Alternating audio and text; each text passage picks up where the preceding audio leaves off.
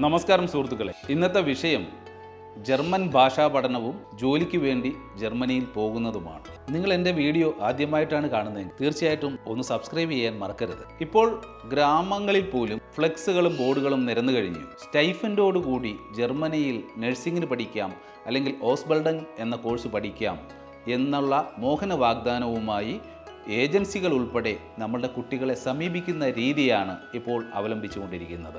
നമ്മുടെ കുട്ടികൾ വളരെ സുരക്ഷിതമായി പഠിക്കണം എന്നൊക്കെ ഏതു മാതാപിതാക്കളും ആഗ്രഹിക്കുന്നതാണ്. എത്രത്തോളം സത്യാവസ്ഥയാണ് അതിലുള്ളത്? ഈ ഇൻസ്റ്റിറ്റ്യൂഷനുകളൊക്കെ കൂണുപോലെ ഇപ്പോൾ കേരളത്തിലെ ഗ്രാമങ്ങളിൽ പോലും വന്നുകൊണ്ടിരിക്കുന്നു. സ്റ്റൈഫൻഡോടുകൂടി നഴ്സിംഗ് പഠനം ജർമ്മനിയിൽ. ശരിയാണ്, സ്റ്റൈഫൻഡോടുകൂടി ജർമ്മനിയിൽ നഴ്സിംഗ് പഠിക്കാൻ പറ്റും. പക്ഷേ ഭാഷ എന്ന ഒരു കടമ്പയുണ്ട്. ജർമ്മനിയിൽ നഴ്സിംഗോ ഓസ്ബിൽഡിംഗ് പോലുള്ള കോഴ്സുകൾ പഠിക്കണമെങ്കിൽ അവിടെ ഭാഷ വളരെ അനിവാര്യമാണ്. അതിൽ A1 തൊട്ട് തുടങ്ങുന്നു ഭാഷാ പഠനം. A1, A2, B1, B2 എന്നിങ്ങനെ. B2 തന്നെ 2 ലെവലാണ്, first stage, second stage. A1, A2 പ്രാഥമികമായ കാര്യങ്ങളാണ് പഠിപ്പിക്കുന്നത് എങ്കിലും അതൊക്കെ കുട്ടികൾ പാസ്സാകും. പക്ഷേ B1 ലെവലിലോട്ട് വരുമ്പോഴത്തേക്കിന് കാര്യത്തിൻ്റെ ഗതി മാറുകയാണ്. B1 ഹാർഡായി വരുന്നു, B2 അതിലും പാടാണ്. 4 മൊഡ്യൂളാണ് B2വിലുള്ളത്. എത്ര കുട്ടികളാണ് അതൊക്കെ പാസ്സാകുന്നത്? കുട്ടികളെ, നിങ്ങൾ ജർമ്മനിയിൽ പോയി പഠിച്ചോളൂ, അവിടെ സ്റ്റൈഫൻഡ് കിട്ടും, ജീവിത നിലവാരം വളരെ നല്ലതാണ്. പക്ഷെ ഒരു കാര്യം ചിന്തിക്കുന്നത് നല്ലതാണ്, എത്ര പേർ ജർമ്മനിയിലോട്ട് പോകുന്നു, ഇവിടെ ഇൻസ്റ്റിറ്റ്യൂഷൻ എത്ര കുട്ടികളെ പാസ്സാക്കി വിടുന്നു, അവരുടെ പാസിംഗ് റേറ്റ് എന്താണ്? ഇതൊക്കെ ഒന്ന് അന്വേഷിക്കുന്നത് വളരെ നല്ലതായിരിക്കും. കേരളത്തിലെ 2 ഇൻസ്റ്റിറ്റ്യൂഷനാണുള്ളത് ജർമ്മൻ കൗൺസിലേറ്റ് അംഗീകരിച്ചത്. അത് ഗോയ്തെ സെൻട്രം എന്നാണ് അറിയപ്പെടുന്നത്. ഒന്ന് ട്രിവാൻഡ്രത്താണുള്ളത്, ഒന്ന് കൊച്ചിയിലാണുള്ളത്. ഇന്ത്യയിൽ എല്ലാ സംസ്ഥാനങ്ങളിലും അതിൻ്റെ ബ്രാഞ്ചുകളുണ്ട്. പരീക്ഷ നടക്കുന്നതും അതേപോലെ ബ്രാഞ്ചുകളിലാണ്. എത്ര പ്രൈവറ്റ് ഇൻസ്റ്റിറ്റ്യൂഷൻ ഉണ്ടോ അവിടെ നിന്നെല്ലാം വന്ന് പരീക്ഷ എഴുതുന്നത് ഈ ഗോയ്തെ സെൻട്രത്തിലാണ്. ഗോയ്തെ സെൻട്രത്തിൽ പഠിക്കുന്ന കുട്ടികൾക്ക് 2 ചാൻസ് അവർ കൊടുക്കുന്നു. 2 ചാൻസിൽ പാസ്സായില്ലെങ്കിൽ അവർ ചാൻസ് തരില്ല. നമ്മൾ പ്രൈവറ്റായിട്ട് രജിസ്റ്റർ ചെയ്യണം. അന്നേരമാണ് നമ്മൾ പ്രൈവറ്റ് ഏജൻസികളെയൊക്കെ സമീപിക്കേണ്ടി വരുന്നത് എക്സാമിൻ്റെ ഡേറ്റ് എടുക്കാനൊക്കെ ആയിട്ട്. പിന്നീട് നമ്മൾ പ്രൈവറ്റായിട്ട് ഓൺലൈനായിട്ട് ബുക്ക് ചെയ്യേണ്ട അവസ്ഥയാണ് ഉള്ളത്. അങ്ങനെ ചെയ്യുമ്പോൾ ഏജൻസികൾ നമ്മളെ മുതലെടുക്കുന്നു. നമ്മൾ സ്വന്തമായിട്ട് അത് ബുക്ക് ചെയ്യാം, എക്സാമിൻ്റെ ഡേറ്റ് എടുക്കാം എന്ന് കരുതിയിരിക്കുമ്പോൾ വളരെ ബുദ്ധിമുട്ടുള്ള ഒരു കാര്യമാണ് നമുക്ക് ഡേറ്റ് കിട്ടാനായിട്ട്. നമ്മൾ നോക്കുമ്പോഴെല്ലാം ബിസി കിട്ടുന്നു, ഓൺലൈനായിട്ട് നമുക്ക് ചെയ്യാൻ പറ്റുന്നില്ല. പക്ഷേ ഏജൻസികൾക്ക് അത് എടുക്കാനും സാധിക്കുന്നു. 5300 രൂപ മാത്രമുള്ള പരീക്ഷാ ഫീസിന് അവർ അതിൻ്റെ വളരെയധികം ഇരട്ടി തുകയാണ് ആവശ്യപ്പെടുന്നത്. ഈ കോഴ്സ് പഠിച്ചു വരുമ്പോൾ ഒരു ഭീമമായ തുക മാതാപിതാക്കൾ നൽകേണ്ടി വരുന്നു. ഒറ്റയടിക്ക് പഠിച്ച് പാസ്സാകുന്ന കുട്ടികളുണ്ട്, ഇല്ലെന്ന് ഞാൻ പറയുന്നില്ല. അങ്ങനെയുള്ള കുട്ടികൾ പഠിച്ച് പാസ്സാകുമ്പോൾ വളരെ സന്തോഷമുണ്ട്. പക്ഷേ വീണ്ടും വീണ്ടും തോൽവികൾ ഏറ്റുവാങ്ങുന്ന കുട്ടികളുണ്ട്. അവരുടെ മനോനില ഒന്ന് പരിശോധിക്കേണ്ടതുണ്ട്. വളരെ സംഘർഷഭരിതമായ ഒരു ജീവിതത്തിലൂടെയാണ് അവർ കടന്നു പോകുന്നത്. 2-3 വർഷം എടുക്കും അവർക്ക് പാസ്സാകാനായിട്ട്. ഇന്ത്യയുടെ പല ഭാഗങ്ങളിൽ പോയി, നോർത്ത് ഇന്ത്യയിലൊക്കെ പോയി എക്സാം എഴുതുന്ന കുട്ടികളെ ഞാൻ കണ്ടിട്ടുണ്ട്. ഇന്ത്യക്ക് വെളിയിൽ പോയി ഗോയ്തെ സെൻട്രത്തിൽ പോയി എഴുതുന്നവരുണ്ട്. ദുബായ്, അതുപോലെ തന്നെ ശ്രീലങ്കയിലെ ജാഫ്ന, അവിടെ പോയൊക്കെ എക്സാം എഴുതുന്ന കുട്ടികളുമുണ്ട്. പക്ഷേ എത്ര പേർ പാസ്സാകുന്നുണ്ട് എന്ന് നമ്മൾ അന്വേഷിക്കണം. കുട്ടികളെ, നിങ്ങൾ ജർമ്മനിയിൽ പൊക്കോളൂ, അവിടെ നല്ലതാണ്, നല്ല ജീവിത നിലവാരമുണ്ട്, എല്ലാമുണ്ട്. പക്ഷേ ഭാഷാ പഠനം പൂർണ്ണമായതിനു ശേഷം മാത്രം അവിടെ പോവുകയാണെങ്കിൽ ഏറ്റവും നല്ലതാണ്. നമുക്ക് സ്റ്റൈഫൻഡ് കിട്ടും, ശരിയാണ്. പക്ഷേ സ്റ്റൈഫൻഡ് കിട്ടണമെങ്കിൽ ഈ ഭാഷ B2 പാസ്സാകണം. 4 മൊഡ്യൂളും B2 പാസ്സാകണം. അവിടെ ജർമ്മൻ ഭാഷയിലാണ് പഠിപ്പിക്കുന്നത്. അവർ ഇംഗ്ലീഷിൽ സംസാരിക്കില്ല. അവർ അവരുടെ മാതൃഭാഷയായ ജർമ്മൻ ഭാഷയിലാണ് സംസാരിക്കുന്നത്. അതുകൊണ്ട് അങ്ങനെയുള്ളവർക്കാണ് അവർ പ്രിഫറൻസ് കൊടുക്കുന്നത്, അവിടെ പഠനത്തിനുള്ള സൗകര്യങ്ങൾ ഒരുക്കി കൊടുക്കുന്നത്. 3 വർഷമാണ് പഠന കാലാവധി. 3 വർഷത്തിന് ശേഷം 1.5 വർഷം സ്റ്റേ ബാക്ക് ലഭിക്കുന്നു. ആ 3 വർഷവും 2500 മണിക്കൂറാണ് ക്ലാസ്സിൽ പഠിക്കുന്നത്. അതോടൊപ്പം തന്നെ 2500 മണിക്കൂർ ജോലിയും ചെയ്യുന്നു. ആ ജോലിയുടെ പൈസയാണ് ഈ കിട്ടുന്ന ഈ സ്റ്റൈഫൻഡ് എന്ന് പറയുന്ന തുക. 3 സർട്ടിഫിക്കറ്റാണ് കിട്ടുന്നത്. ഒന്ന്, നമ്മളെ പഠിപ്പിക്കുന്ന ആ ഇൻസ്റ്റിറ്റ്യൂഷനിൽ നിന്നുള്ള സർട്ടിഫിക്കറ്റ് കിട്ടുന്നു. 2, ചേംബർ ഓഫ് കൊമേഴ്സ് അവിടുത്തെ ഒരു സംഘടനയുടെ സർട്ടിഫിക്കറ്റ് കിട്ടുന്നു. കൂടാതെ ജോലി ചെയ്യുമ്പോഴുള്ള സ്ഥാപനത്തിൽ നിന്നുള്ള സർട്ടിഫിക്കറ്റ് കിട്ടുന്നു. ഇപ്പം നേഴ്സാണെങ്കിൽ ഹോസ്പിറ്റലിൽ നിന്നുള്ള സർട്ടിഫിക്കറ്റും കൂടെ കിട്ടും. അങ്ങനെയുള്ളവർക്ക് അവിടെ തുടർന്ന് സ്റ്റേ ബാക്ക് കിട്ടുന്നു. ഹോസ്പിറ്റലൊക്കെ ആണെങ്കിൽ അവർക്ക് തുടർന്ന് ഇഷ്ടമുള്ള ഹോസ്പിറ്റലിലോട്ട് പഠിത്തം കഴിഞ്ഞ് മാറിപ്പോകാനുള്ള സൗകര്യവുമുണ്ട്. ഇതൊക്കെയാണ് സത്യാവസ്ഥ. അപ്പോൾ ഈ ജർമ്മൻ ഭാഷാ പഠനം ബിസിനസ് ആക്കിക്കൊണ്ട് ഒരുപാട് ഇൻസ്റ്റിറ്റ്യൂഷനുകൾ ഗ്രാമങ്ങളിൽ പോലും പൊങ്ങി വന്നിരിക്കുകയാണ്. നമ്മളുടെ കുട്ടികളെ മോഹന വാഗ്ദാനങ്ങളൊക്കെ നൽകി അവർ ആ ഇൻസ്റ്റിറ്റ്യൂഷനിൽ ജോയിൻ ചെയ്യിപ്പിക്കുന്നു. ഹോസ്റ്റൽ ഫീസ് ഉൾപ്പെടെ ഭീമമായ തുക മാതാപിതാക്കൾ നൽകേണ്ടി വരുന്നു. ഫലമോ എല്ലാവരും പാസ്സാകുന്നില്ല.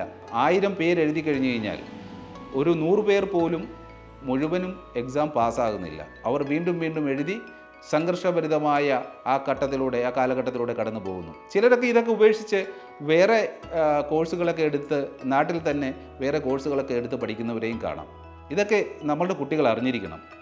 ജർമ്മൻ ഭാഷ അല്ലെങ്കിൽ ജർമ്മനിയിലേക്ക് പോകുന്നതിന് മുമ്പ് അറിഞ്ഞിരിക്കേണ്ട കാര്യങ്ങളൊക്കെയാണ് ഇത്. നമ്മളുടെ കുട്ടികൾ നാട്ടിൽ അവസരങ്ങളില്ലാതെ വരുമ്പോഴാണ് വെളിരാജ്യങ്ങളിൽ പോയി പഠിക്കാനായിട്ട് തിരഞ്ഞെടുക്കുന്നത്. അത് നമ്മൾ മനസ്സിലാക്കണം. അവരെ കുറ്റം പറഞ്ഞിട്ട് കാര്യമില്ല. ഇപ്പോൾ നാട്ടിൽ പറയും എല്ലാവരും പുറം രാജ്യങ്ങളിലേക്ക് പോവുകയാണ് എന്ന്. പക്ഷേ ഇവിടെ എവിടെയാണ് കുട്ടികൾക്ക് അവസരം ഉള്ളത്? എല്ലാവർക്കും പഠിക്കാനായിട്ട് അവസരം കൊടുക്കുന്നുണ്ടോ? ചിന്തിക്കേണ്ട സമയമാണ്. നല്ല വിദ്യാഭ്യാസം ആഗ്രഹിക്കുന്നവർക്ക് നല്ല ഒരു അവസരമാണ് വിദേശ യൂണിവേഴ്സിറ്റികളൊക്കെ നമുക്ക് തരുന്നത്. അത് പ്രയോജനപ്പെടുത്താനായിട്ട് നമ്മളുടെ കുട്ടികൾ ആഗ്രഹിക്കുന്നുണ്ടെങ്കിൽ അതിൽ തെറ്റൊന്നും പറയാനില്ല. അവിടെ ജീവിത നിലവാരം നല്ലതാണ്. അതോടൊപ്പം തന്നെ അവിടുത്തെ പഠനരീതി മികവുറ്റതാണ്.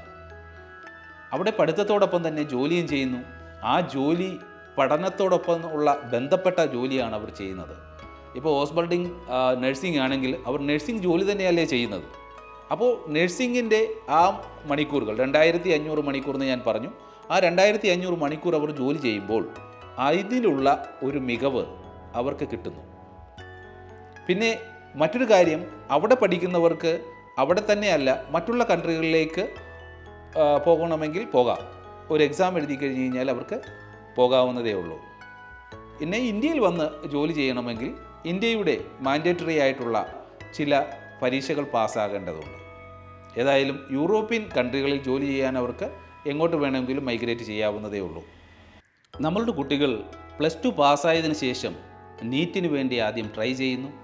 നീറ്റ് കിട്ടാതെ വരുമ്പോൾ അവൾ BSc നഴ്സിംഗിലോട്ട് തിരിയുന്നു. BSc നഴ്സിംഗ് എന്ന് പറയുന്നതും ഇപ്പോൾ വലിയ ബുദ്ധിമുട്ടായി വന്നിരിക്കുകയാണ് അഡ്മിഷന് കേരളത്തിൽ. 90% മുകളിൽ മാർക്കുണ്ടെങ്കിൽ പോലും BSc നഴ്സിംഗിന് ഒരു അഡ്മിഷൻ കിട്ടാൻ പാടാണ്. പിന്നെ പ്രൈവറ്റ് സ്ഥാപനങ്ങളാണെങ്കിൽ അവരുടെ പ്രത്യേക ഡൊണേഷനുകളൊക്കെ കൊടുക്കണമെങ്കിൽ ഭീമമായ ഒരു തുക തന്നെ അതിന് തന്നെ വേണം. ഫീസും മറ്റുള്ള കാര്യങ്ങളൊക്കെ അത് വേറെ. ഇങ്ങനെയുള്ള ഒരു അവസരത്തിൽ അഡ്മിഷനൊന്നും കിട്ടാതെ വരുമ്പോൾ കുട്ടികൾ മറ്റുള്ള ഈ ജർമ്മൻ ഭാഷാ പഠനത്തിലേക്കും തുടർന്ന് ജർമ്മനിയിൽ പോയി നഴ്സിംഗ് പഠിക്കാം എന്ന ആഗ്രഹവുമായി മുന്നോട്ട് പോവുകയാണ്. അവരെയും കുറ്റം പറഞ്ഞിട്ട് കാര്യമില്ല. എന്തെങ്കിലുമൊക്കെ പഠിക്കണം. വെറുതെ നിന്ന് കഴിഞ്ഞ് കഴിഞ്ഞാൽ സമയവും പോവും. അതുപോലെ തന്നെ ആ പഠിത്തത്തിനോടുള്ള ആ ടച്ച് വിട്ടുപോവുകയും ചെയ്യും. വിദേശ രാജ്യങ്ങളിൽ പഠന നിലവാരം മികവ് പുലർത്തുന്നതോടൊപ്പം മറ്റുള്ള ഫെസിലിറ്റീസൊക്കെ അവർ കൊടുക്കുന്നു.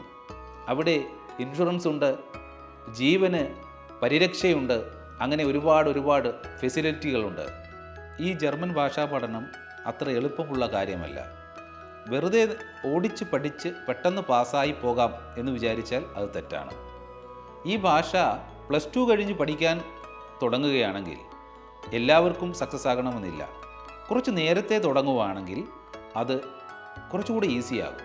ഒരു 10ാം ക്ലാസ് ലെവലാകുമ്പോഴത്തേക്കിന് നമ്മൾ ഭാഷാ പഠനം സ്റ്റാർട്ട് ചെയ്തു. വെളിയിൽ പോയി പഠിക്കാൻ ആഗ്രഹമുള്ള കുട്ടികളുടെ കാര്യമാണ് പറഞ്ഞത്. അവർക്ക് 10ാം ക്ലാസ് തൊട്ട് ആ പഠിത്തത്തോടൊപ്പം തന്നെ ഭാഷാ പഠനവും പഠിച്ചു കഴിഞ്ഞ് കഴിഞ്ഞാൽ +1 +2 ഒക്കെ ആകുമ്പോൾ 2 വർഷമുണ്ട്. അപ്പോൾ അതിൽ കൂടെ പഠിച്ച് മുന്നോട്ട് നീങ്ങുകയാണെങ്കിൽ ഭാഷാ പഠനവും ഒരു വശത്ത് അവരുടെ പാഠ്യഭാഗവും ഒരു വശത്ത് അങ്ങനെ പോവുകയാണെങ്കിൽ +2 കഴിയുമ്പോൾ ഈസി ആയിട്ട് അവർക്ക് B2 ലെവൽ പാസ്സാകാം. ജർമ്മൻ ഭാഷാ പഠനം A1 തൊട്ട് C2 ലെവൽ വരെയുണ്ട്. പക്ഷേ ഓസ്ബൾഡിംഗ് എന്ന് പറയുന്ന ഈ കോഴ്സുകൾക്ക് B2 ലെവലാണ് ആവശ്യം.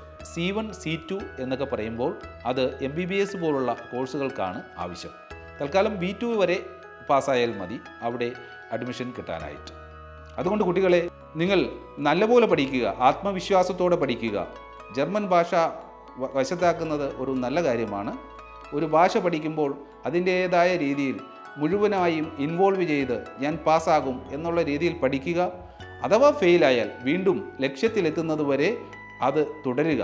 ഇടയ്ക്ക് വെച്ച് ഇട്ട് കഴിഞ്ഞ് കഴിഞ്ഞാൽ നമ്മളുടെ സമയം വെറുതെ വേസ്റ്റാകും, പിന്നെ ധനനഷ്ടവും ഉണ്ടാവും. ഇതൊക്കെ ഒന്ന് നിങ്ങളെ അറിയിക്കുക എന്നുള്ള ഒരു ലക്ഷ്യത്തോടെയാണ് ഈ ഒരു വീഡിയോ ഇടാൻ കാര്യം.